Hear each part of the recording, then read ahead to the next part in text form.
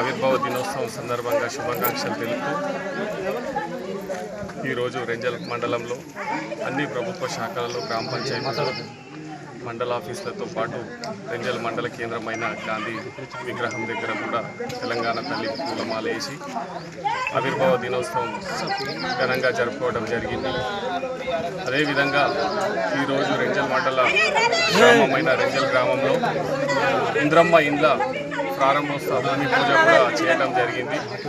రెంజల్ గ్రామానికి 50 ఇండ్లు శాంక్షన్ చేసినప్పటికీ కొన్ని కారణాల వల్ల 11 మంది ముందుకు రాలేకపోయారు. 39 అయితే ఈరోజు ప్రొసీడింగ్స్ డిస్ట్రిబ్యూషన్ జరిగింది.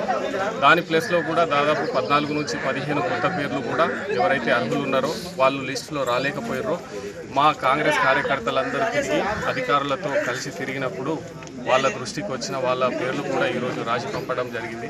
గౌరవ ఎమ్మెల్యే గారు మనందరి ప్రియతమ నాయకుడు సుదర్శన్ రెడ్డి గారి ఆదేశాలతో గ్రామాలలో ఎక్కడైనా నిజమైన అర్హులు మిస్ అయితే వాళ్ళకు కూడా ఖచ్చితంగా ఇదే లిస్టులో పేర్లు వచ్చే విధంగా తాను కృషి చేస్తానని మాకు మాట ఇవ్వడం జరిగింది. కాబట్టి వారి ఆదేశాలనుసారంగా మేము గ్రామాలలో ప్రతి స్ట్రీట్లో తిరుగుతూ అర్హులందరికీ ఐడెంటిఫై చేస్తూ ప్రతిపాదనలు వారి దగ్గరికి పంపిస్తాం. మీ ద్వారా అర్హులైన ఈ ఇంద్రమ్మ లబ్ధిదారులందరికీ తెలియజేస్తున్నది ఏమనగా వర్షాకాలం దగ్గర వస్తుంది, శాండ్ ఇష్యూస్ వస్తాయి. తొందరగా ప్రొసీడింగ్ తీసుకున్న వాళ్ళందరూ కూడా పనులు స్టార్ట్ చేస్తే ఫ్రీ శాండ్ సదుపాయం కూడా మన ఎమ్మెల్యే గారు చేసి పెట్టారు. కాబట్టి మీ అందరికీ సెక్రటరీ ద్వారా ప్రపోజల్ పంపించి ఎంఆర్ఓ ఇమీడియట్గా పర్మిట్స్ ఇవ్వడం జరుగుతుంది.